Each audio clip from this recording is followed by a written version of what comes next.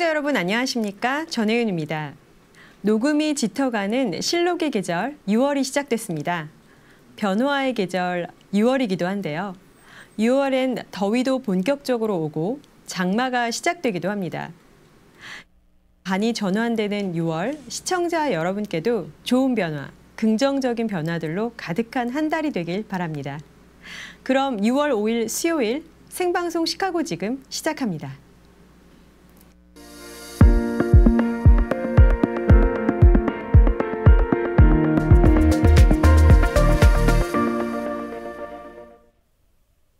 생방송으로 진행되는 시카고 지금은 유튜브로 언제든 만나보실 수 있으며 구독, 알림 설정 부탁드립니다. 오늘 알리고 코너에는 미국 장로교 중서부 한미노회 관계자 여러분 나오셨습니다. 안녕하세요. 안녕하세요. 네, 반갑습니다. 반갑습니다. 네. 시청자 여러분께 인사 부탁드릴게요. 목사님 먼저 부탁드립니다. 시청자 여러분 안녕하십니까? 레이크 한인 장로교회를 섬기고 있는 박규환 목사입니다. 부족하지만 중서부 한미노회 노회장을 맡고 있고요. 이번에 30주년을 맞이한 저희 노회의 준비위원회 위원장직을 겸하고 있습니다. 이렇게 뵙게 되어서 반갑습니다. 네, 최병훈 목사님. 안녕하십니까? 미국 장로교 중서부 한미노회 사무총장 최병훈 목사입니다. 저희 노회에 속해 있는 모든 교회들, 또 목사님, 장로님, 성도들을 돕기 위해서 또 지역사회 선교를 위해서 최선의 노력을 다할 것입니다. 감사합니다. 장로님. 예, 시청자 여러분 반갑습니다. 저는 새날 장로교회에서 시무장로로 섬기고 있는 박희준 장로입니다. 반갑습니다. 네, 중서부 한미노회를 간단히 저희 시청자 여러분께 소개 좀 부탁드리겠습니다. 네. 영광입니다. 이렇게 귀한 자리를 허락하신 하나님과 또 MCTV께 감사드리면서 우리 한미노회를 소개하기 전에 한미노회가 소속되어져 있는 우리 미국 장로교가 얼마나 감사한지 잠깐 말씀 먼저 드리면 1788년에 16개 노회로 필라델피아 지역에서 시작되어진 이 교단이 오래 이루고 있습니다. 우리나라 기독교 역사에 귀한 영향을 끼친 노회이기 때문에 우리 노회는 교단 내의 총회와 대회 그리고 노회와 각 지교회로 구성되어져 있고요. 171개의 노회 중에서 한인 노회로 구성되어져 있는 동부 노회, 그다음에 대서양 노회, 그리고 이 지역의 중서부 한미 노회로 구성되어져 있습니다. 우리 노회가 올해로서 이제 30주년을 네. 맞이해서 정말 모두가 감사하는 그런 시간이죠. 예. 네, 중서부 한미노회가 갖는 역할에 대해서 말씀해 주시겠어요? 여러 가지가 있겠습니다. 네. 여러 가지가 있겠는데 아무래도 노회는 소속되어 있는 교회를 네. 섬기는 그 일이 가장 우선적이고 중요하다 말씀드릴 수 있겠습니다. 교리적으로도 바르게 이끄는 노회가 되어야 될 것이고 네. 또 행정적으로도 옳게 교회를 선도해야 되는 사명이 있다 말씀드릴 수 있겠습니다. 그래서 소속되어 있는 교회들이 평안하여 든든히 세워져 갈 수 있도록 노회가 갖는 역할이 크다 말씀드릴 수 있겠습니다. 네. 한미노회에는 여선교회, 남선교회가 있다고 하는데 그 역할이 크다 하겠습니다. 그 간단히 소개 부탁드릴게요. 그리고 또 어떤 부서가 또 있는지 알려주세요. 네. 남성교 여성교회가 저희 연합회로 네. 존재해 있습니다. 네. 특별히 남성교회는요 매년마다 전국 남성교 연합회와 함께 네. 대학생들을 미국에 있는 대학생들을 한국으로 보내고 한국에 있는 대학생들을 미국으로 초청해 가지고 네. 거의 보름 동안에 한국과 미국의 모든 전역을 구경을 시키고 네. 또 역사적인 의미가 있는 곳 교회들을 방문하는 그런 일정을 소화하고 있습니다. 네. 올해는 6월 18일부터 7월 3일까지 미국 전역에 있는 대학생들이 한국으로 가는데 시카고 지역에서만 이번에 10명이 지원해서 방문하게 되어 있습니다. 여성교회 같은 경우도 연합회적으로 할 수 있는 일이 있는데요. 예전에는 특별히 여성교회 연합회가 힘을 합쳐서 교회를 세우고 그 교회를 통해서 선교할 수 있도록 하는 일도 있었고요. 또 아울러서 이 여성교 연합회가 함께 힘을 합쳐가지고 여러 가지 이 선교와 전도 사역에 열심을 내고 있습니다. 네. 이런 일들을 감당하고 있습니다. 네, 최근 한국에서 총회가 있으셨죠? 어떤 모임이었는지 말씀해 주시겠어요? 예, 네. 최근 총회에서 한국에서는 네. NCKPC라고 하는 네. 모임인데요. 네. 이거는 미국 장로교 안에 있는 한인교회 연합회 총회입니다. 그래서 몇 년마다 한 번씩 한국에가 들어가서 총회를 하는데 이번에는 한국 총회로 들어갔습니다. 한 150명 정도가 네. 참석한 그런 이 총회에서 함께 모여가지고 서로 그 이민교회의 아픔과 또 즐거움 이런 것들을 나누고 또 아울러서 우리 PC USA 안에 있는 총회의 결정들에 대해서 서로 의견을 나누고 네. 또 만약에 우리의 의견을 내세울 수 있는 성명도 가끔은 발표하고 그렇게 하고 있습니다. 네. 다른 교단과는 달리 미국 장로교 PC USA가 갖는 자랑은 무엇일까요? 자랑이라고 하는 의미보다는 힘쓰고 있는 사역이라고 이렇게 네. 말씀을 드린다면은 네. 세계 곳곳 지구촌 곳곳에 복음을 들고 많은 선교사님들이 파송되어져 영혼권을 힘쓴다 하는 것을 우선적으로 말씀드리고 싶고요. 네. 1885년 4월 부활주일 아침에 당시 북장로교 파송을 받은 언더우드 선교사님이 우리 조선 땅을 네. 밟았을 때 그 이후로 그 선교사님을 통하여 우리 조국 가운데 끼쳐진 선한 역사, 복음적인 그런 선한 역사들을 생각한다면은 정말 자랑할 일들이 너무 많죠. 미국 장로교회는 소셜 저스티스라고 그러죠. 네. 사회적 정의를 위해서 대단히 열심히 일을 하는 그런 모습이 있다 말씀드리고 싶고 또 이 지구촌에서 곳곳에 그 자연재해라든지 네. 여러 가지 폭동 그런 피해들이 발생했을 때 어느 단체보다도 열심히 또 신속하게 긴급하게 구제 활동을 하는 일이 자랑스럽다 말씀드리고 싶습니다. 또 하나 말씀드리고 싶은 것은 성도들을 훈련하는 일이 얼마나 중요합니까? 네. 그래서 성도들을 훈련하고 교육하는 일을 위해서 끊임없이 문서 활동 또 교재를 개발하고 발간하는 일이 너무나 자랑스럽다. 그래서 필요한 교재들을 교회들이 네. 또 사역별로 사용할 수 있을 만큼 지원을 하는 일들이 이 미국 장로교회가 가진 아름다운 모습 중에 특별한 자랑이 아닐까 싶습니다. 네, 그렇군요. 노회가 30주년을 맞은 것은 크고 작은 일들이 굉장히 그 안에 많았을 것 같습니다. 가장 의미 있는 일은 무엇입니까?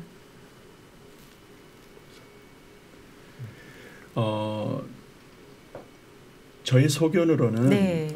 지나온 시간을 돌이킬 때에 어려움도 많았다 생각을 하면 네. 그 어려움 속에서 오늘이 있기까지 지켜주신 하나님, 그 하나님의 은혜가 우선 제일 감사하고요. 네. 그런 과정 속에서 소속돼 있는 교회들이 연합하고 힘을 모아서 여기까지 함께 올 수 있었다는 것이 특별한 자랑이요 감사라고 말씀드릴 수 있습니다. 이제 우리 장로님께서 말씀 구체적으로 드리겠습니다만 그런 측면에서 올해 30주년을 맞이하는 우리 중서부 한민노회가 네. 특별히 그 행사들을 준비하면서 교회가 연합해서 준비해온 이 과정이 정말 감사한 일이다 이렇게 말씀을 드리고 싶습니다. 네. 구체적인 건 아마 장로님께서 좀 언급해 주실 것 같습니다. 이번 30주년 감사 행사의 주제가 무엇이며 행사에 대한 구체적인 소개 부탁드리겠습니다. 예, 저희가 이제 이 귀한 행사, 이 귀한 굉장히 중요한 마일스톤이지 않습니까? 네. 30년이 이제 창립이 되었으니까 그러면서 그 말씀 가운데 어떤 그 의미와 또 주제를 생각하면서 고민을 많이 했습니다. 그래서 저희가 가지고 나가는 그 주제는 함께 지어져가는 한민노회여 일어나라 빛을 발하라. 그래서 여러분들 아마 잘 아시는 에베소서 2장 21절을 보니까 그의 안에서 건물마다 서로 연결하여, 이 연결이라는 어떤 그런 의미가 저희한테는 아주 큰 의미였고요. 네. 또 계속 그 말씀을 읽어가다 보시면 예수 안에서 함께 지어져 가느니라. 이것도 어떤 저에게 중요한 어떤 의미가 아니었나 이렇게 저희가 생각해봤습니다. 그리고 이제 저희가 한 가지 더 이제 말씀을 고민하면서 찾은 것 중에 하나가 우리 성도님들이 많이 잘 아시는 이사야 60장 1절 일어나라 빛을 발하라. 어떻게 보면 우리가 30년 동안 연결되어서 이렇게 잘 해왔지만 네. 앞으로 30년은 또 60년은 앞으로 100년은 어떤 의미를 가지고 우리가 해야 될까? 어떤 도약적이고 발전하고 그래서 지역사회를 계속 섬길 수 있는 그런 역할을 잘 하려고 하는 어떤 다짐, 그런 결단, 그런 것들이 어떤 의미와 또 주제로 설정되지 않았나 이렇게 말씀드리고 싶고요. 네. 또 하나 이제 좀 구체적으로 이제 그 행사들에 대해서 말씀을 드리면 네. 어떻게 구성되어 있는지. 네. 저희가 일단 어떤 지금까지 지켜준 30년 하나님에 대한 어떤 감사의 내용을 담아서 저희가 감사 집회를 저희가 준비하고 있고요. 네. 특별히 서울 새은혜교회에서 담당하시는 심호하시는 황영택 목사님을 초청해서 네. 저희가 이번 바로 돌아오는 금요일, 토요일 이틀에 걸쳐서 레이크뷰 장로교회 당에서 네. 7시 30분, 오후 7시 30분에 저희가 집회를 하게 되고요. 네. 포스터로 나가고 있어요. 네, 감사합니다. 네. 그렇군요. 네. 그리고 또 두 번째로 연합의 어떤 그런 띠을 좀 더 강조하기 위해서 네. 10개가 넘는 교회들이 모두 참석하는 찬양제를 통해서 네. 그 다음날 저희가 또 모이게 되는데요. 그때는 일부 순서로 감사 예배 우리 언약장로교회에서 시카고 언약장로교회에서 섬기시는 김윤민 목사님께서 네. 인도해 주시고 또 2부는 말씀드린 것처럼 10교회가 모두 참석하는 찬양제로 주일 오후 3시 시카고 언약장로교회 당에서 섬기게 됩니다. 또 이외에 목회자 세미나 우리 또 귀한 또 강사님을 저희가 초대했으니까 네. 말씀 그분께서 들어봐야죠. 또 말씀을 네. 또 하면서 또 목회자 세미나도 인도해 주시고 이런 행사들을 저희가 준비했고 또 한 가지 또 말씀드리고 싶은 것은 저희가 이렇게 시간을 갖는 것이 어떤 행사나 어떤 이벤트로만 끝나는 것이 아니라 앞으로 또 우리가 어떻게 이 기념하면서 또 후원 사역을 통해서 구체적으로 할 수 있을까에 대한 어떤 그런 계속 사역을 할 수 있도록 개발 또는 교회 개척위원회를 발족하고 네. 또 이를 통해서 계속 노예 발전과 지역 사회를 섬길 수 있는 그 일에 그 사역에 주력할 계획입니다. 네, 30주년 행사가 하루 만에 끝나는 게 아닌 것 같아요. 며칠 네. 동안 주말에 다 네. 이렇게 함께하는 거죠. 그러니까 이번 금요일, 네. 또 토요일 또 주일에 걸쳐서 이렇게 준비가 되어져 있습니다. 그렇군요. 강사로 방금 그 오시는 황형택 목사님 말씀해 주셨는데요. 잠깐 소개 부탁드릴게요. 이 목사님께서 네. 한번 네. 중장님. 황영택 목사님, 아까 말씀해 주셨는데요. 네. 10여 년 전에 네. 거의 한 20년이 됐네요. 그때 시카고 연합장로교회의 담임 목사님으로 심호하셨던 분이세요. 그리고 한국으로 가셔서 지금 새은혜 교회라고 하는 그 네. 교회, 강북교회 그 전신인데요. 네. 거기에서 목회를 잘하고 계시는 목사님이세요. 그래서 이번에 30주년 기념을 하면서 네. 우리 노에 소속되어 있었던 목사님으로서 지금 현재 목회하시는 분들 네. 가운데 한 분 우리 황영택 목사님을 모셔서 함께 은혜를 나누고자 이민교회를 바라보면서 또 네. 해주실 말씀이 있을 것 같아가지고 모시기로 네, 했습니다. 시카고 성도분들이 예전부터 계셨던 분이면 또 반가운 마음에 네. 네, 맞이하실 수 있을 것 네, 같아요. 그럴 것 같습니다. 목사님도 설레하시면서 올 것 같아요. 네, 맞습니다. 창립 30주년을 맞은 중서부 한미노회가 앞으로 비중을 둔 비전과 함께 어떤 그 사역적인 계획이 있다면 무엇일까요? 그 말씀을 드리기에 앞서 네. 지금 저희 노회 안에 두드러지는 그런 현상이 있다는 것을 먼저 언급하고 싶은데요. 네. 아마도 다른 노회나 교단도 다르지 않을 듯 싶은데 네. 지금 저희 노회 안에는 저의 입장에서 본다면은 세대 교체라고 그럴까요? 지난 30년의 교단 또 우리 노예 역사 속에서 우리 선배 목사님, 장로님들께서 정말 수고 많이 하셨어요. 네. 여러 가지 어려움도 있었지만 그 어려움 속에서 저희들을 바르게 이끌어 주셨고, 근데 그 1세대들이 이제 많이 리타이어하시고 네. 또 은퇴하시고 개인적 삶으로 돌아가시지만 노예 안에는 계속되는 사역과 비전을 가지고 나가야 되는데, 근래 와서 몇 년 사이에 40대 혹은 50대 초반에 이제 젊은 목사님들이 네. 많이 교회를 섬기시는 모습을 보게 되면서 이것이 하나님이 하시는 일이 아니겠는가라는 생각을 갖게 되었습니다. 1세대들의 그 헌신적인 그 네. 사역 밑바탕에 이제 열정을 가진 젊은 목회자들이 다음 바톤을 이어서 이제 또 다른 30년을 향하여 나아가야 될 굉장히 중요한 시기다, 이렇게 본다면은 우리 노예가 갖는 앞으로의 사역적 비중은 저는 이렇게 생각을 해봤습니다. 특별한 일은 아닐지라도 우리 앞선 세대가 일궈놓은 그 사역적인 토양에 근거해서 이제 열정을 가진 우리 젊은 목회자들이 무엇보다도 우리 동포 사회를 끌어안고 우리 동포들이 참 힘들게 사는 현실의 모든 점들을 참고해서 이 동포 사회를 끌어안고 함께 세워져가는 그런 노예, 그런 복음적 사역을 이제 젊은 목회자들을 중심으로 해서 교회가 또 노예가 발전해 가야 되지 않겠나 하는 생각을 하고요. 특별히 지금은 여러 가지 면에서 어려움이 많습니다. 네. 이게 경제적인 면에도 그렇고 또 영적인 면에서도 그렇고 많이 어려운 때에 앞으로 교회가 갖는 역할, 목회자들이 갖는 역할이 크다 생각을 하면 이제 우리 목사님들이 젊은 목사님들이 열심히 하실 그 일에 대한 기도와 함께 많은 기대도 갖게 되는 것입니다. 네. 창립 30주년을 맞은 중서부 한미노회가 준비한 감사 집회와 찬양제에 동포들을 초청하는 말씀 부탁드리겠습니다. 저는 이런 생각을 늘 갖습니다. 하나님은 모두를 사랑하십니다. 특별히 하나님은 시카고를 사랑하십니다. 저는 그런 확신을 가지고 있고요. 자, 그런 확신 속에서 우리 중서부 한미노회가 30주년을 맞이하면서 여러 행사들을 준비하는 이 일이 아까 우리 박 장로님 말씀해 주신 대로 이벤트나 행사가 아니기 때문에 지나온 시간을 지켜주시고 인도하신 하나님께 감사하는, 그래서 우리가 모여서 하나님께 감사하는 그런 시간이기 때문에 집회도 찬양제도 그 외 여러 행사들도 의미가 있다 말씀을 드리고요. 정성을 다해서 준비한 자리이기 때문에 우리 동포들, 우리 성도님들 정이 초대합니다.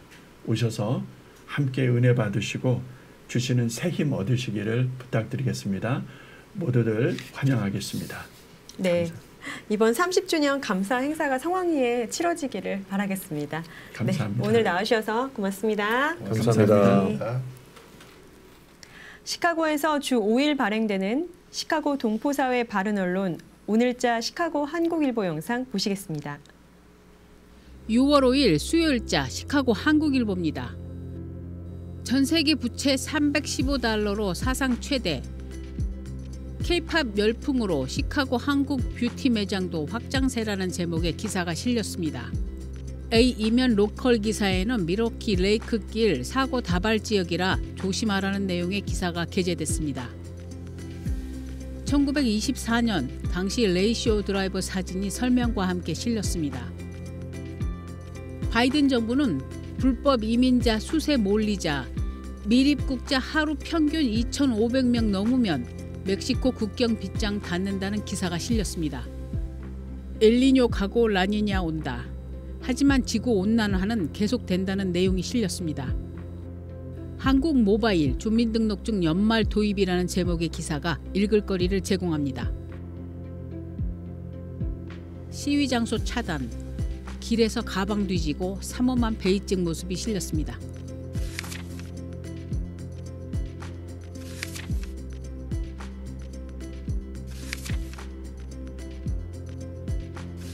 미주판 비면 헤드라인입니다.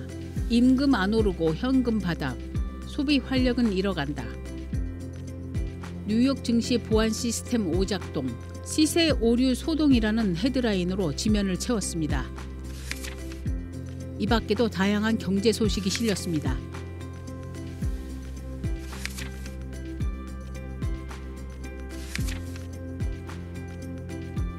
시카고 지역 로컬 동포들의 필요를 채워주는 생활 안내 광고 박스는 언제나 열려 있습니다. 시카고 한국일보 한국판 헤드 기사로는 국내 1호 소형 모듈 원전 내륙도시 대구에 건립 추진한다는 소식이 있습니다. 한국의 정치, 경제, 안보 등 한국 소식이 지면을 채우고 있습니다.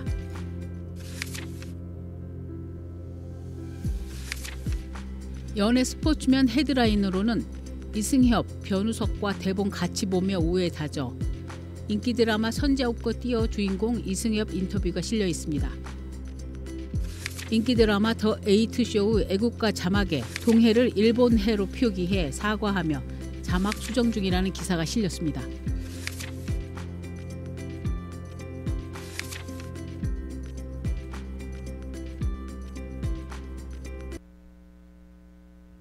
이창환 변호사. 영주권, 시민권 신청, 비이민 비자, 이민 소송. 이민법에 대한 명쾌한 분석과 해답. 20년 넘게 쌓은 노하우와 전문적 지식. 이창환 변호사. 847-375-9620 2454 댐서 스트리트 310호 데스플랜스에 위치합니다. 윈티비 홈쇼핑 클리어런스 세일. 깊고 풍부한 맛의 인스턴트 커피 믹스 마젤 15달러 99를 9달러 99 특별가로. 아미노 엑스 샴푸 29달러 99를 9달러 99센트로. 음식에 감칠맛을 더하는 송고버섯 29달러 99를 9달러 99센트로. 뒤통 막걸리 24달러 99를 9달러 99 홈쇼핑 특별가로 모십니다. 윈티비 홈쇼핑 주문전화 847-290-8282. 윈티비 홈쇼핑은 1038 사우스 미러키 애비뉴 윌링에 위치합니다.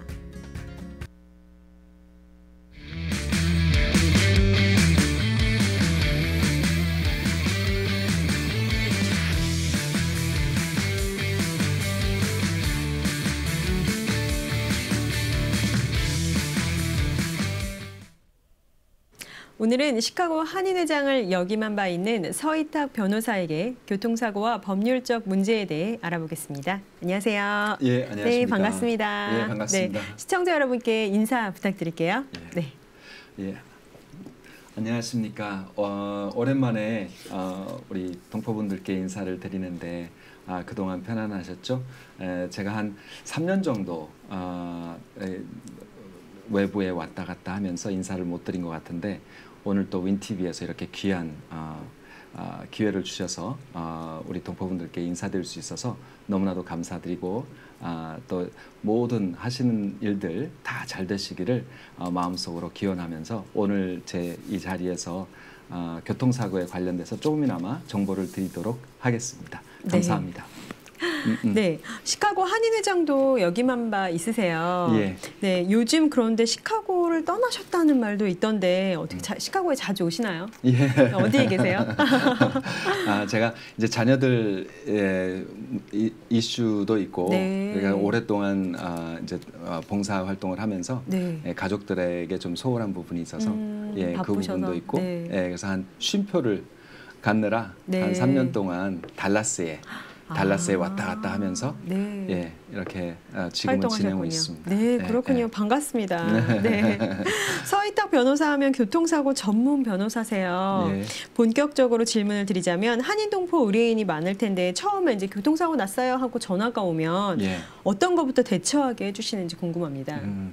예전에 저희들이 이제 2005년도 네. 제가 저기 맨 처음에 왔었을 때는 뭐 요청드려야 될 부분들이 많았어요. 네. 뭐 이것도 받아라, 저것도 받아라, 사진도 찍으셔라. 그렇죠. 네. 예, 지금은 제가 그렇게 안 하고 네. 이제는 이제 AI 시대다 보니까 네. 제가 필아웃이라는 것을 작성해서 그냥 보내드려요. 그럼 거기에 적기만 하면 돼요? 적기만 하시고 보내시면 이제 자동적으로 다타베이스에 들어오시고 제가 그러면 이제 그 경찰 네. 예, 경찰 리포트도 받고 네. 예, 그렇게 하고 이제 면허증으로 통해서 백그라운드도 이렇게 서치하고 사고의 팩트도 이제 요새는 이제 구글이나 이런 것들이 너무 잘 돼 있어요. 네. 그 시뮬레이션 해서 그렇게 해서 이제 다이어그램 만들고 이러면서 이제 많이 테크놀로지가 좋아져서 네. 예, 지금은 동포분들이 사고가 나셔도 아무런 네. 걱정하지 마시고 아. 예, 그냥 연락 주시면 되십니다. 원스톱 서비스 같아요. 네, 그냥 한 번 딱 연락드리면 모든 게 좀 예. 테크놀로지적으로 착착착 준비되는 느낌인데요. 예. 그러면 교통사고 직후에 가장 먼저 할 일은 변호사님께 연락드리는 걸까요? 우선은 경찰이 네. 오겠죠. 네. 교통사고가 나면 주로 네, 그쵸. 많은 분들이 경찰을 부르게 됩니다. 네. 이제 경찰이 와서 네. 이제 신원 조회를 다 하죠. 네. 사고가 또 어떻게 났는지. 그리고 이제 리포트 번호를 주죠. 예. 네. 그럼 그것만 받아갖고 오시면 되세요. 그렇게 하고 연락하시면 면허증과 보험증 그리고 경찰 리포트 하신 것 그것만 받으면 그 외에는 이제 쉽게 할 수 있나요? 예, 진행이 가능합니다. 그러면 경찰에게 어떤 사고가 나든지 바로 연락하는 게 가장 중요할까요? 경찰 그렇죠. 연락. 경찰 연락은 중요한데 네. 사고가 이제 미비하고 네. 시카고 같은 경우에는 또 안 나오는 경우도 있으니까. 네. 근데 몸이 다치셨거나 이런 경우에는 또 본인이 직접 부를 수 있는 상황도 아닌 네, 경우도 그쵸. 있어요. 근데 이제 주위에 이제 witness 증인들이 있거나 네. 아니면은 뭐 주위에 지나가는 차량들이 있거나 이런 분들이 또 부르시는 경우도 있고요.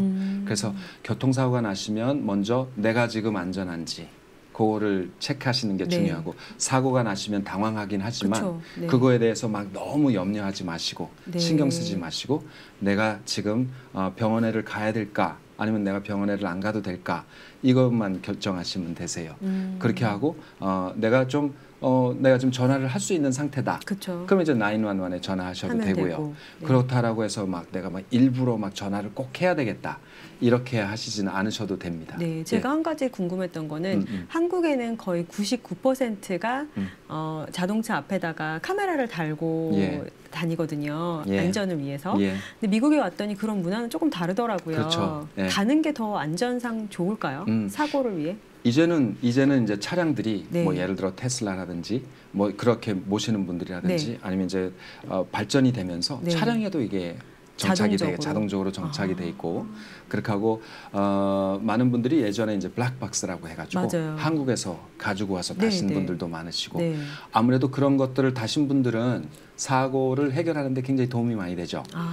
증거가 있으니까. 그렇죠. 그때의 사고가 어떻게 났는지가 네. 정확하고 명확하니까 예, 말씀으로 듣는 것보단 직접 보는 게 훨씬 좋을 때가 있거든요. 네, 예. 그렇군요. 교통사고로 인해 차량이 손상됐을 때 수리와 보상 절차는 어떻게 진행되나요? 우선은 교통사고가 나면은요. 네. 보험회사의 양쪽 보험회사가 인볼브가 그쵸. 되죠. 네. 우리 보험회사와 상대방 보험회사가 네. 인볼브가 되는데 그때 이제 field adjuster이라고 차량을 인스펙터를 하는 분들이 나와요. 그게 이제 보험회사에서 나오는데 집으로 올 수도 있고 네. 바디숍으로 올 수도 있고 아니면은 뭐 회사로 갈 수도 있고 그거는 내 요청에 따라서 보험회사에서 네. 이제 진행을 하게 되죠. 그래서 그 문제도 사실은 걱정을 많이 안 하셔도 됩니다. 이제 변호사들은 이제 property damage 그러니까 차량에 대한 훼손에 대한 부분은 잘 안 하려고 하죠. 거기에는 이제 사실 이제 돈이 안 되니까 네, 네. 그런데 그것도 변호사한테 맡기시는 게 좋습니다. 네. 그래서 변호사한테 맡기셔서 이것까지 해결을 해주는 같이. 조건으로 네. 그렇게 해서 수임을 하시는 게 중요하십니다. 그렇죠. 예, 그 부탁하는 입장에서는 예. 그렇게 같이 다 모두 예. 맡기는 게 아무래도 한 번에 처리가 되니까. 그렇죠. 네. 예. 예전에 보면 이제 그 수임에 대한 부분에 대해서 이제 사인을 하시게 되는데 네, 네. 이 사인을 할 때 거기에 PD는 exclude 된다라고 써 있어요. 그러니까 property damage 차량 훼손에 대한 거는 우리가 안 한다 이렇게 하는데 예, 그거를 한다라는 조항으로 네. 하시고 사인을 하시면 좋습니다. 요청을 하면 되는 거군요. 예, 네. 예, 그럼요. 변호사 좋은 팁이네요. 예, 변호사들이 그건 도와줘야 되는 네, 일들이니까. 차량 손상에 대한 보험 청구도 그러면은 그 절차는 어떻게 되는 그렇죠. 건가요? 이제 field inspector이 나오게 되면 네, 네, 네. 그러면 에스티메이트를 줍니다. 네. 이 차량이 어느 얼마 정도 정도 할지. 예, 이게 에스티메이트가 나오게 되면 바디숍에서 네. 이것을 자기네들이 요 정도면 우리들도 만족합니다. 이러는 경우가 있고 아니면 내가 이거 서플리멘트를 해야 되는 경우도 있어요. 아디셔널리. 예. 어쩔 때 그거 서플리멘트를 할 때는 이제 차량을 좀 이제 분해를 해보거나 이랬었을 때에 더 나타나는 네. 경우가 있는데 주로 서플리멘트를 하는 경우가 대부분이고 그렇게 되면 이제 보험회사에서 필드 어저스터리 나오든지 요새는 많이 안 나옵니다. 그냥 그래요? 사무실에서 그 애플리케이션이 있어요. 네. 그래서 바디숍도 그렇고 개인도 그렇고 그거를 이제 보여주고 거기에서 에스티메이트를 하는 와. 경우도 많습니다. 이제 많이 바뀌고 있습니다. 그러네요. 예. 와. 부상을 입었을 때는 어떤 의료 치료를 받아야 되고 치료 기록을 어떻게 관리하면 좋을까요? 우선은 교통사고가 나셔서 많이 다치셨을 네. 때, 내가 지금 움직이지도 못하셨을 때, 근데 경찰이 오게 되면 항상 거기에 앰뷸런스가 오게 되고 네. 소방관이 오게 되고 네. 차량의 모든 그 현장으로 네. 모이게 됩니다. 맞아요. 그런데 많은 한국 분들이나 이런 분들이 이제 병원비가 부담이 되시니까 네. 앰뷸런스에서 가실 겁니까? 병원에 가시겠습니까? 네. 이러면 그거 걱정하셔서 맞아요. 나 타지 안 말라고 갈 제일 거- 비싼 차라고 들었어요. 그런데 네. 보험을 드시는 이유는 네. 그거에 다 커버가 되는 거니까 음. 우선은 내 몸부터 생각하시는 게 중요하세요. 네. 그 내가 그러면 이제 앰뷸런스를 타고 병원에 가게 되면 병원에서 내가 지금 얼마나 다쳤는지를 알게 돼요.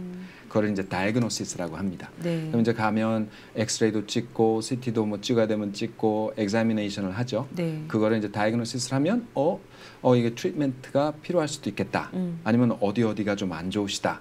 이러한 게 이제 결과물이 나오잖아요. 네. 그러면 거기에 따라서 에머전시에서는 이제 의사들을 소개를 시키죠. 그럼 거기에 discharge라고 해가지고 거기 서류에 써 있어요. 네. 본인들이 뭐 패밀리 덕터면 패밀리 덕터리 써 있고 아니면 디스차지 하는 리퍼럴 하는 그 의사 선생님이 써 네. 있습니다. 그럼 거기에 또 예약을 하시면 되세요. 음. 그럼 예약을 하셔서 그쪽으로 또 예약하신 대로 가시면 되시고 네. 또 거기에서 또 내가 나는 지금 목도 아프고 허리도 아프고 그런데 그러면 또 거기서 또 이제 카이로프락터로 가셔도 되고 그리고 또 거기에서 또 PT도 받으실 수도 있으시고 그래요? 피지컬 테라피도 받을 수도 네. 있으시고 MRI도 찍으실 수도 있으시고 이거는 다 의사들이 결정을 해줘요. 왜냐하면 그거는 변호사가 잘 아는 게 아니니까. 그쵸, 네. 맞죠. 그러면 이제 의사분들이 요 정도 트리트먼트가 필요하시고 요거는 여기에 가보시는 게 좋으실 것 같습니다. 그대로 따라 하시면 되세요. 예, 그대로 따라 하시면 되십니다. 환자 입장에서 일반 병원에 갔다가 또 그 한방을 또 받고 싶을 수도 있잖아요. 그렇죠. 그렇게 양쪽으로 진행해도 상관없나요? 예, 요새 이제 코딩이 네. 있어서 이제 아큐펑처 이런 것도 네. 보험회사에서 하는데 근데 너무 이제 과장되게 했었을 때는 이제 안 보험회사에서 되겠죠. 네. reasonable하게 하긴 하지만 네. 그래도 내가 한 방에 더 효과가 있으시다. 네. 그럼 그쪽으로 가시면 좋습니다. 예. 그렇군요. 초기 진단과 후속 치료 과정에서 혹시 주의할 점 있을까요? 아까 말씀드린 최고 주의해야 될 점은 네. 내가 아픈데도 불구하고 그냥 참는 거죠. 네. 그러면 이제 보험회사 측에서는 안 괜찮은 줄 아프다라고 알고. 괜찮다라고 네. 생각을 하게 되고 그러다 보면 치료비도 치료비고 보상도 못 받으시게 그렇죠. 되는 경우가 몸은 되죠. 몸대로 망가지고. 그렇죠. 네. 그리고 사고로 인한 피해에 대한 부분을 네. 제대로 이제 그 보험회사가 효력을 못하게 하는 네. 그러한 게 이제 있으니까 먼저는 조금 셀피시 하셔야 됩니다. 제가 네. 고객분들한테 항상 말씀드리는 건 지금은 아무것도 생각하지 마시고 몸만 생각하라고 말씀드리죠.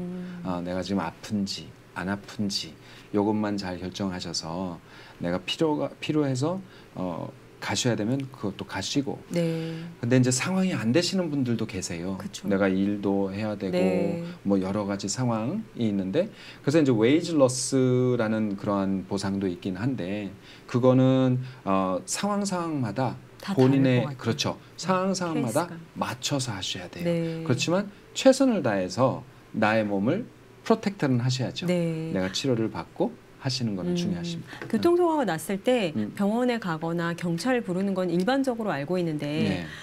한국에선 변호사를 같이 이렇게 의뢰를 해서 교통사고를 진행하는 것은 잘 몰랐어요. 예. 근데 교통사고가 났을 때 변호사님을 함께 꼭 같이 의뢰를 드려야 되는 이유가 있다면 무엇일까요? 요새의 트렌드로 계속 가는 거는 예전에는 변호사가 좀 필요했어요. 네. 예, 그렇게 하고 이제 예전에는 이제 정보가 네. 많이 없다 보니까 변호사가 이제 보험회사하고 딜을 할 때 훨씬 더 많은 보상액을 받고 그렇게 하고 치료도 제대로 받을 수 있게 하죠. 근데 지금은 정보가 지금 많이 있죠. 예, 네. 많은 분들이 이제는 교통사고가 나면 어떻게 해야 되고 보험회사에서 어떻게 이제 그 보상을 받으며 이런 정보를 많이 알고 계세요. 하지만 아직까지도 변호사와 보험회사와의 상대한 것과 개인이 보험회사에 상대한 것과 이 액수 차이가 너무 차이가 많이 나요. 예. 알고 모르고의 차이네요. 그렇죠. 예, 그래서 변호사로 통해서 네고시에이션을 하는 것이 훨씬 더 보상을 많이 받으십니다. 그렇군요. 변호사를 고용했을 때 지금 말씀해주신 대로 전문가니까 어떤 그런 이점이 있다고 하셨어요. 네. 일리노이주에서 교통사고 피해자가 받을 수 있는 법적 권리와 보상은 무엇일까요? 우선 어느 지역이고 네. 저기 미국은 몇 가지로 나뉘는데 일리노이 같은 경우에는 comparative negligence state라고 해서 나의 과실을 반반 아니면 70대 30, 80대 20, 90대 10 네, 이렇게 나누게 나눠요. 되는데 네. 우리 이게 피해자 입장에서는 지금 자동차를 고쳐야 되잖아요. 그쵸. 그러니까 자동차에 대한 모든 부분들을 받으실 수 있겠죠. 네. 근데 자동차 안에 있던 personal property가 망가질 수도 있어요. 그렇죠. 그러면 그것도 당연히 청구할 수 받아야죠. 있어요. 카시트 같은 경우에는 어떤 분들은 이거 많이 안 고장 났으니까 이거 바꾸지 말아라.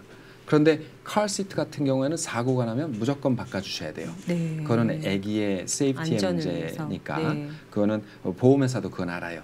그러니까 무조건 바꿔달라면 바꿔줘요. 네. 그렇게 하고 그 마켓 프라이스에 의해서 내가 이게 지금 내가 300불에 샀는데 마켓 프라이스가 500불이다. 그러면 500불을 받을 수 있는 네. 그러한 그게 되시는 거예요.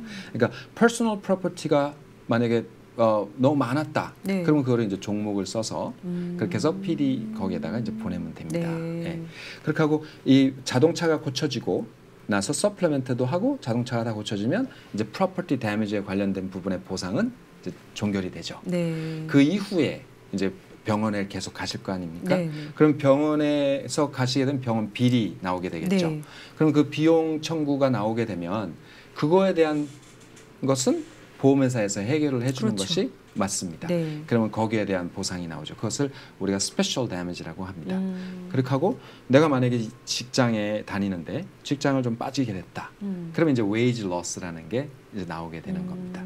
그럼 이제 웨이지 로스도 받으시게 되는 거고. 네. 또 예를 들어 이제 우리가 이제 메디컬 비를 받았는데 지금 하실 수 있는 건 이제 future 플랜이 있어서 뭐 surgery를 하셔야 된다. 아니면은 이런 플랜이 있는데 거기에 대한 에스티메이트가 있다. 그러면 이제 future 트리트먼트에 대해서도 받으실 수 있는 그러한 게 있고요. 네. 그렇게 하고 마지막으로 이거는 general damage라고 하는 건데 pain and suffering. 내가 이 사고를 통해서 아프고 고통받고 힘들었던 네. 이런 것들에 대한 보상을 받으실 수가 있고요.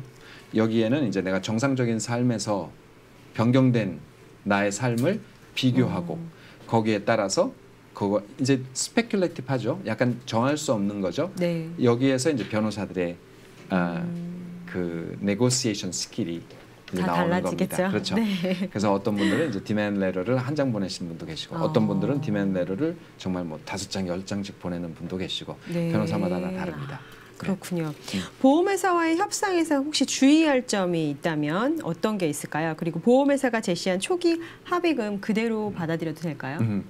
보험회사에서 제기한 초기는 변호사 저 자신도 안 받아요. 항상 첫 번째 거는 디나이를 합니다. 네, 디나이를 하고 카운터 디맨드 레터를 다시 보냅니다. 네. 네, 그래서 맨 처음에 사고가 나면 보험회사는 돈을 거기에 대한 빠른 시일 내에 이 사건을 처리를 하고 저렴하게 이 사건을 처리를 해야 되기 때문에 맨 처음에 뭐 2,000불 드리고 내가 뭐 후에 받으셔야 할 치료에 대해서 뭐 7,000불 드리겠습니다. 뭐 이렇게 해서 사인하십시오. 이렇게 해서 이제 사인을 요구를 하는 경우가 많죠. 근데 이 부분은 고객분들마다 다 다르겠지만 사인을 안 하시는 것이 좋습니다. 예. 그러면 상대방이 사고가 났는데 무보험자예요. 그럴 수 있죠. 어떻게 보상을 받을 수 있을까요?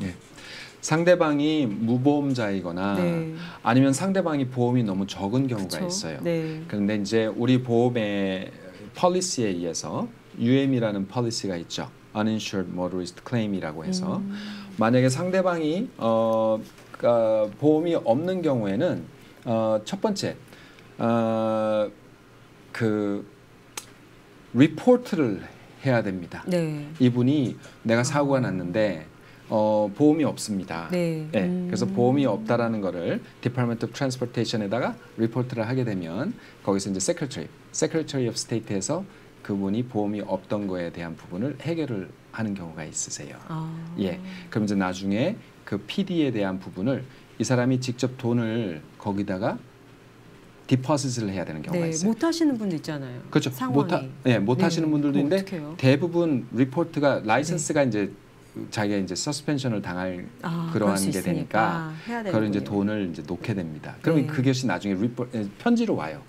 Secretary of State에서 했다. 이렇게 디포짓을 했는데 이 돈 어디다 보낼까요?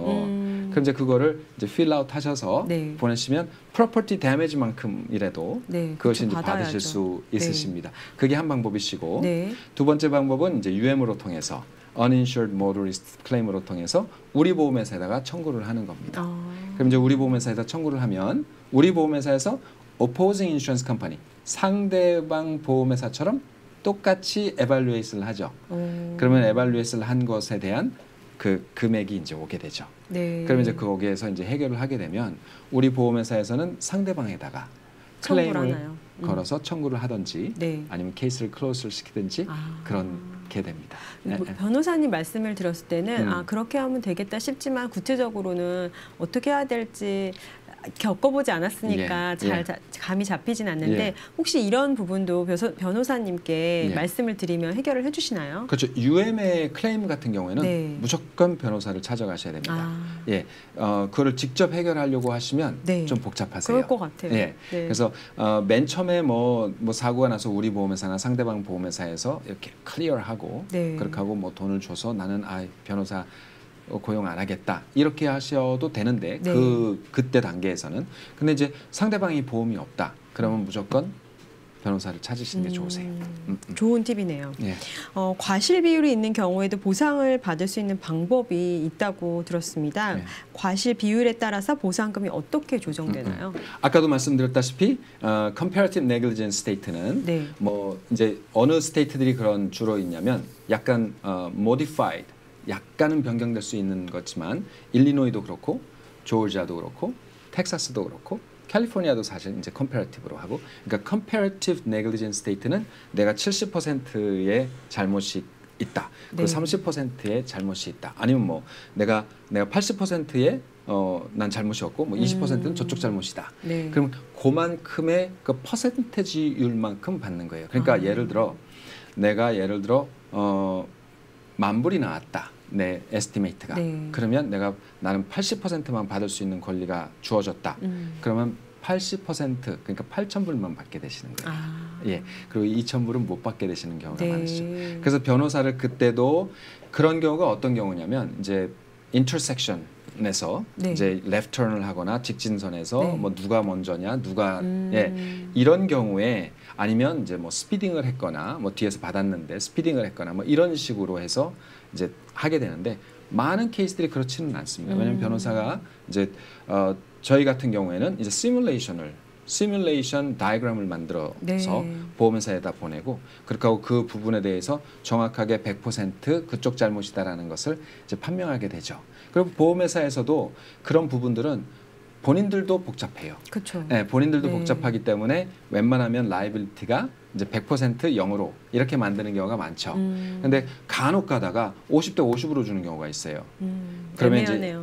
그러면 이제 이거는 뭐 70으로 올렸다가 80으로 올렸다가 나중에 90까지 올리는 경우. 이런 경우는 많죠. 네. 그러면 우리는 90%를 받고 저희는 10%는 못 받고 이렇게 되죠. 지금 보면 또 학생들이 여름방학 시즌 시작되고 해서 예. 운전 많이 하는 것 같아요. 그렇죠. 고등학교 친구들. 예. 그런 분들 이제 있는 학부모님들이 좀 주의할 점 같은 거 있을까요? 학생들한테 얘기해 줄. 예. 예전에 처음 보험 드시는 것부터 좀 말씀을 드릴게요. 네. 왜냐하면 이 보험 드시는 부분이 요새 보험비가 굉장히 많이 올라가고 그렇게 하고 제가 이게 지금 보험 에이전트 하시는 분들한테는 좋지 않을 수도 있는데 네.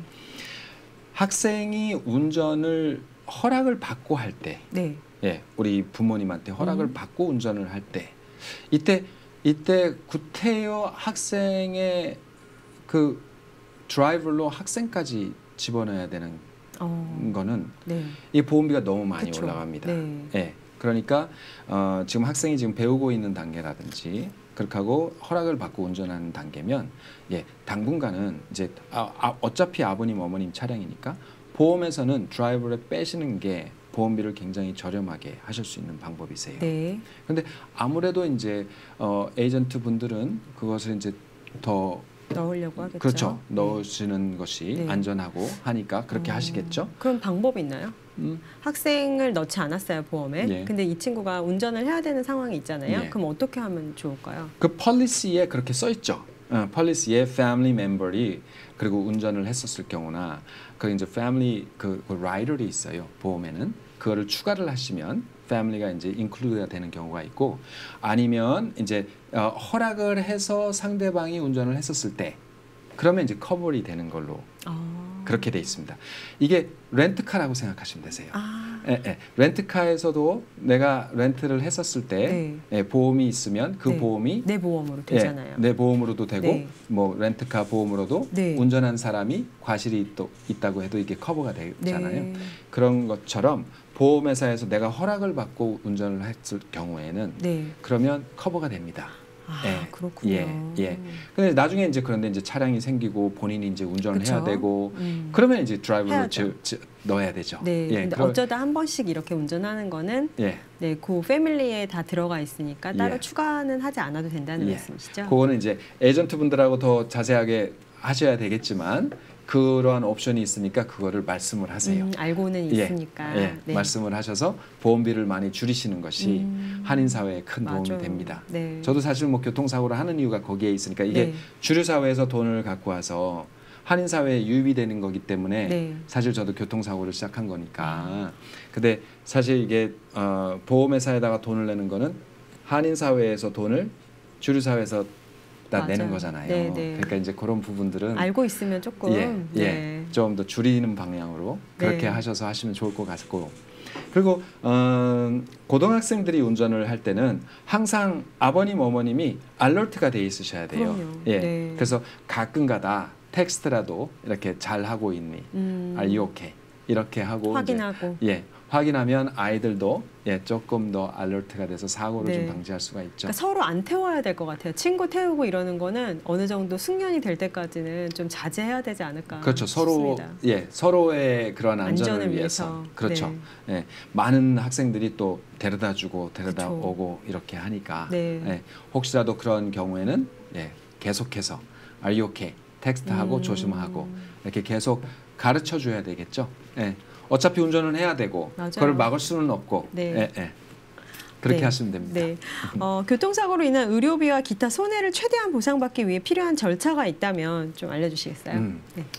우선 이 아까 말씀드린 general damage, pain and suffering의 보상이라는 것은 얼마나 아프고 얼마나 다쳤는가가 기준점이 되죠. 그러니까 경찰의 리포트도 아니고 메디컬 빌과 리포트에 의해서 결정이 많이 돼요. 네. 그러니까 의사 선생님이 얼마만큼 이 사건에 대해서 잘 시각하게 써주시고, 보시고. 네. 거기에 대해서 이제 트리트먼트 플랜, 트리트먼트 하신 것, 그리고 프로그노시스 이거를 이제 정확하게 명확하게 써주시거든요. 그러니까 이 써주신 것 토대로 해서 변호사는 그것을 이렇게 말씀드리면 좀 그렇지만 과장을 조금 해야 되겠죠. 과장 그냥 있는 대로 하되 네. 우리 좀더 고객의 디테일하게. 입장에서 네. 그렇죠. 어떻게 좀 구체적으로 디맨드 레터를 써야 되겠죠. 그리고 이제 보험회사에다가 보내면 보험회사에서는 두 가지의 작용이 있어요. 첫째, 이렇게 써주니까 내가 메디컬 빌이나 리포트를 구체적으로 안 봐도 그렇죠. 앞에 이게 내용이 서머리가 돼 있으니까 좀 덜 보겠죠. 네. 본인들도 케이스가 많으니까. 그 두 번째는 이렇게 썼었을 때에 이 에발루에이션을 할 때 보험회사에서 에발루에이션을 한 것과 변호사 사무실에서 에발루에이션을 한 것과 갭이 너무 크지 않게 어플이 오겠죠. 네. 예. 그러면 이제 너무 또 보험회사에서 너무 뭐 황당하게 이거를 깎아내리거나 네. 예. 근거가 있으니까. 예. 네. 그러면 이제 변호사의 입장에서는 의사 선생님들에 대한 이러한 것들을 이게 legitimate하고 reasonable하고 커뮤니티나 이 regional이나 national의 스탠다드에 의해서 아무런 하자가 없다라는 것을 확실하게 증명을 해주는 것이 네. 보상의 이제 차이에 이제 가름이 됩니다. 네. 그리고 변호사님하고 같이 진행을 하면 아무래도 좀 더 수월하게 그리고 합리적으로 진행할 수 있을 것 같다는 생각이 듭니다. 네. 예, 뭐 변호사님들이 다 그렇게 하시겠지만 그럼요. 저희들도 이제 디맨드 레터를 보내면 네. 처음 거는 무조건 디나이를 하죠. 그리고 카운터 레터를 보내죠. 두 번째 것도 거의 90%를 디나이를 하셔야 됩니다. 그렇게 하고 이제 세 번째나 네 번째에서 네. 합의를 하시는 것이 중요한데 가장 중요한 건 변호사는 그 보험회사에서 갖고 있는 리저브 이게 얼마인지를 알아봐야 돼요. 근데 그건 안 알려줘요. 그러니까 이제 그거는 이제 경험에서 감으로 그쵸. 그렇게 하고 어느 정도 선에서 슈퍼바이저리나 이런 부분들까지도 연락을 해서라도 그걸 알게 되면 최고의 맥시멈을 받을 수 있죠. 예. 예. 네, 오늘 아주 도움이 많이 되는 말씀 감사합니다. 또 나와주세요. 네, 예. 고맙습니다. 불러주시면 또 오겠습니다. 네, 감사합니다. 고맙습니다. 생방송 시카고 지금은 시카고 동포 여러분의 후원으로 빠르고 공정하며 신뢰감 있는 방송을 만들어가고 있습니다. 시청자 여러분께 항상 다양한 정보를 제공하는 윈티비는 공공의 이익을 함께 만들어갈 많은 시청자분들의 후원을 기다리고 있습니다. 후원 광고 문의는 224-283-8200입니다. 아침 11시 생방송을 놓치셨다면 오늘 밤 9시 생방송 시카고 지금 재방송을 함께해 주십시오. 한국에서 화제가 되고 있는 박정호 한의사에게 듣는 우리에게 꼭 필요한 건강상식, 수면 부족으로 인한 목 통증에 관해 들어보겠습니다. 시청해 주셔서 고맙습니다.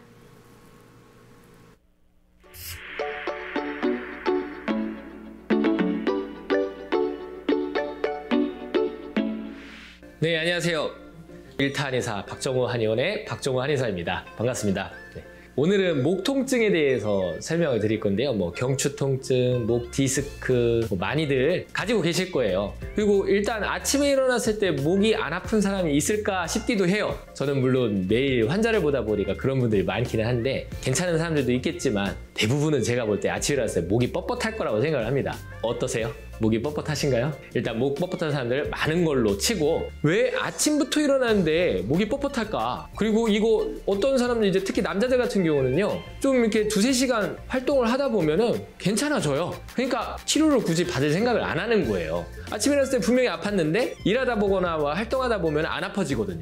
남자들은 다 공감을 하실 거예요. 근데 여자들 중에 또 이렇게 몸이 좀 차고 호리호리하고 근육이 좀 부족한 여자들 같은 경우는 아침부터 아픈데 이게 계속 아파요. 그러니까 치료를 받으러 오시겠죠. 많거든요. 여성분들이 목 치료하러 오시는 분들이 정말 많으신데 하나같이 보면은 몸도 차고 마르고 근육도 부족하고 겨울 되면 더 힘들고 뭐 이런 분들이 많으세요. 그리고 또 혹자는 어떤 분들은 그러실 거예요. 아침에는 그래도 괜찮은데 점심 먹고 오후 되면은 너무 아프고 피곤하고 힘들다 이런 분들도 있을 거예요. 이렇게 이게 경추 통증이 심한 시기가 좀 다른데 제가 보면은 이 경추 통증의 원인은요 1번이 수면 부족이다. 수면 부족이 가장 큰 원인이 됩니다. 그러니까 목이 아파요, 목이 안 돌아가요, 목 디스크가 좀 오래됐어요 이런 분들은 제가 그냥 자신 있게 물어봅니다.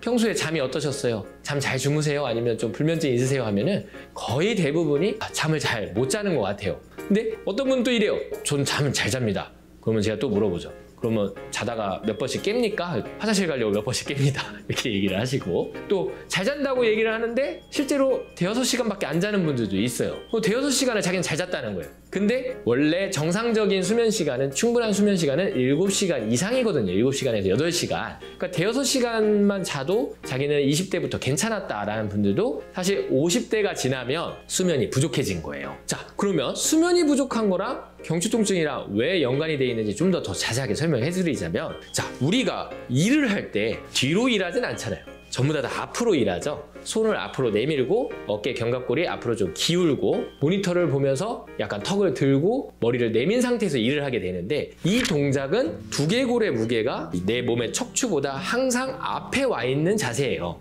그렇죠? 내 두개골의 무게가 앞으로 나와 있으니까 떨어지지 않기 위해서 도르래 역할을 해주는 게 바로 도르래, 기중기 역할, 당겨주는 역할을 하는 게 바로 뒷목에 있는 근육이죠. 근데 자세하게 보면은 뒷목 근육이 그냥 뒷목에만 있는 게 아니라 흉추 12번까지, 등까지 다 연결되어 있어요. 요새는 이제 근육 많이 하는 분들이 많잖아요. 승모근, 특히 하부 승모근까지 다 잡아주고 있는 역할을 합니다. 그래서 결국은 목 통증은 뒷목에 뿐만 아니라 등 통증, 허리 통증까지도 어떻게 보면 다 이어지는 인체 후면 근육의 문제인데요. 얘네들은 태생적으로 우리가 앞으로 일어나기 때문에 당기다가 늘어지는, 이완되는 이완성 통증이라는 거예요.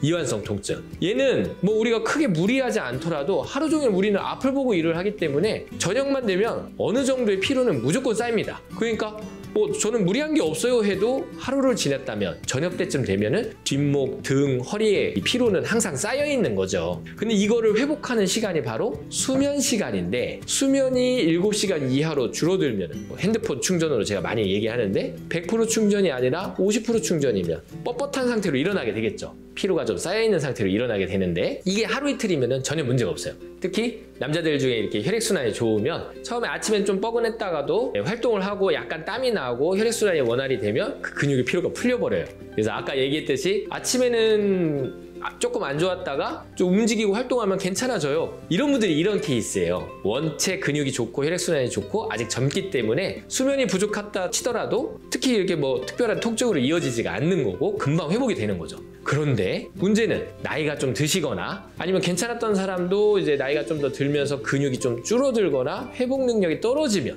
잠이 계속 부족한 가운데 그렇게 회복 능력이 떨어지게 되면은 이제 목 통증이 시간이 좀 더 오래 지속이 되는 거예요. 오후까지도 아프고, 그리고 통증의 정도도 좀 더 심해지는 거예요. 옛날에 그냥 참을 만한 정도였는데 요새는 신경 쓰여요. 그리고 어느 순간부터는 저림 증상도 나타나요. 뭐 가슴 쪽으로 올 수도 있고 등 쪽으로도 갈 수도 있고 팔로도 내려가요. 이렇게 호소를 하게 되는 거죠. 다 원인이 뭐다? 1차적으로 수면 부족을 확인해봐라. 그래서 잠을 잘 푹 자면은 어떤 이제 통증이 있고 목이 좀 뻣뻣하더라도 그게 이제 수면을 잘 취해주는 게 뭐 3일, 뭐 일주일, 3주 이렇게 좀 잘 자보면은 그 통증이 줄어듭니다. 경추 통증이 저절로 없어져요. 그런데 계속 지속적으로 잠은 좀 적게 자면서 업무나 일에 목에 좀 무리가 되는 동작들이 계속 있게 되면은 결과적으로 근육이 잘 잡아주질 못하고 그 사이사이에 있는 인대 조직도 약해지고 사이사이에 염증도 생기고 디스크도 나중에는 결국 삐져나오게 되겠죠.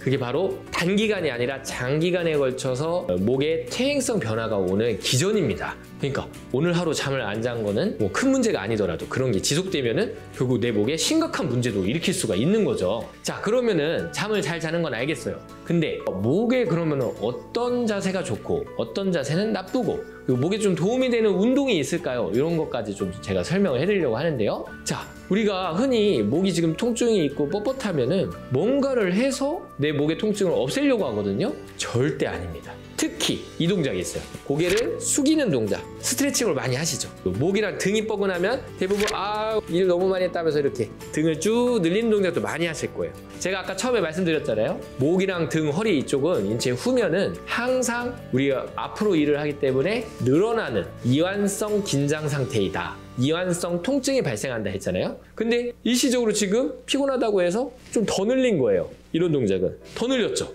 그러면 지금 내 목이랑 등 쪽은 근육이 늘어나서 문제인데 더 늘렸으니까 근육 사이에 있는 그 세포 조직들이 더 미세하게 더 찢어질 수도 있고 회복이 안 되는 거죠. 그래서 제가 환자분들한테 꼭 얘기를 드리는 게 목이랑 등이 뻐근하다고 해서 더 늘리거나 숙이지 마시고 오히려 뒤로 모아주셔라. 이렇게 얘기를 합니다. 요 동작. 그리고 목은 뒤로 제끼는 거 아니에요. 목은 뒤로 제끼는 게 아니라 턱을 집어 넣어 주시는 겁니다. 제가 이 그림을 통해서도 이렇게 보여드릴 수가 있는데요. 턱을 집어넣어 주시고 등은 견갑골을 뒤로 젖히고 등을 모아주고 가슴을 스트레칭 시켜주는 거예요. 물론 이제 어깨 관절이 좀 불편하신 분들은 그 뒤로 제끼고 깍지를 쥐기도 뭐 힘들 수도 있고 뒤로 통증이 있을 수도 있는데 그런 경우는 굳이 깍지를 끼지 않아도 돼요. 그냥 이렇게 해서 어깨를 펴주는 쪽으로 이렇게 하는 거죠.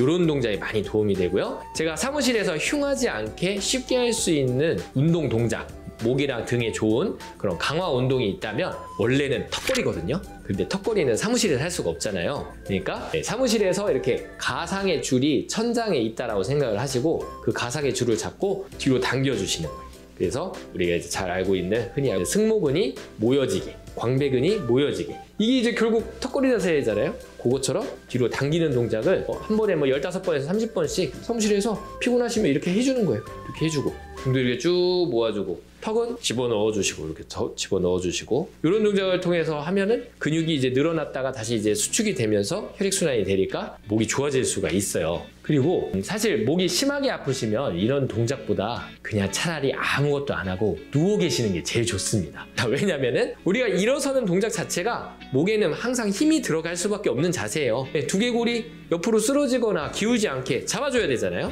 그러니까 목이 아프면은 가장 좀 심한 통증일 경우에 가장 좋은 자세는 사실은 편안하게 누워있는 자세입니다. 누워야지만 내 목과 머리 무게를 지탱하는 힘이 완전히 제로로 가기 때문에 목 근육이 오롯이 쉴 수가 있어요. 그래서 저희 한의원에 이제 심하게 안 돌아가고 뭐 심하게 통증이 있고 목 디스크가 심한 급성기인 사람들이 오면은 치료도 엎드려서 하네요. 엎드려서 하면은 또 목에 힘이 들어가니까 반드시 누워서 가장 편하고 통증이 가장 줄어드는 자세로 치료를 받게 하고 집에 가셔서 오늘은 좀 일찍 퇴근하시고 누워 계셔라. 하루 왼쪽에 오후 내내 좀 누워 계셔라. 그리고 일찍 주무셔라. 잠 많이 주무셔라. 이렇게 설명을 드립니다. 자, 그리고 마지막으로 베개 궁금해 하시는 분들이 많으실 거예요. 대체 어떤 베개를 베야 되냐? 베개 높이는 낮은 게 좋은 거냐 높은 게 좋은 거냐 이렇게 얘기하시는 분들, 질문하시는 분들 많으신데요. 자, 가장 기본적으로 우리가 잘 때 똑바로 이렇게 미라처럼 무조건 이 자세로만 7시간을 자지 않아요. 자다 보면은 필시 옆으로 돌아 눕게 되고 좀 잠버릇이 험한 사람들은 엎드려 자기도 하고 많이 움직이는 걸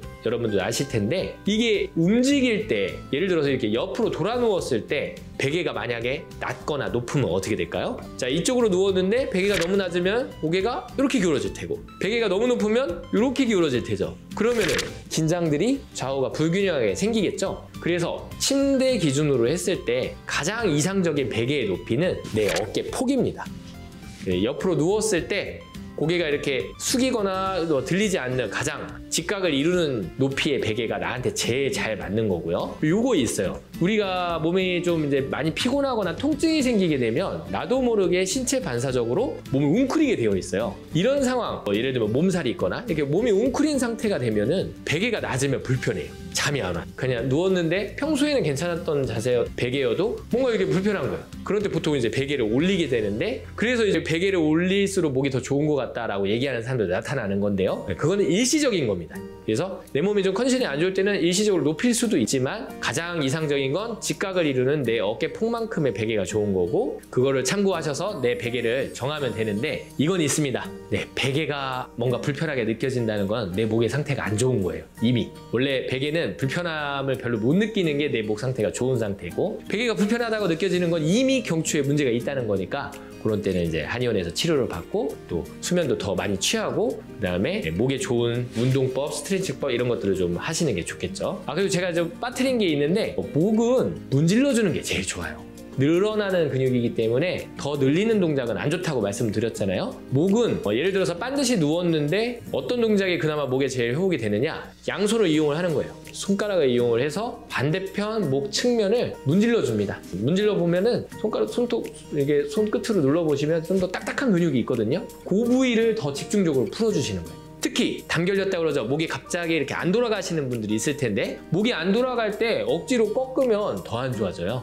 목을 그때 뭐 추나를 해서 무조건 꺾는다고 목이 좋아지는 게 아니라 목 근육을 부드럽게 누워서 누운 상태에서 풀어주시는 게 도움이 될 겁니다. 오늘은 경추 통증의 원인이 바로 수면 부족이 가장 크다, 그걸 말씀드리고 목에 좋은 운동법, 해서는 안 될 스트레칭, 하면 좋은 스트레칭, 그리고 베개 사용법, 그리고 목에 좋은 목 마사지 방법 일러드렸습니다. 오늘은 여기까지입니다.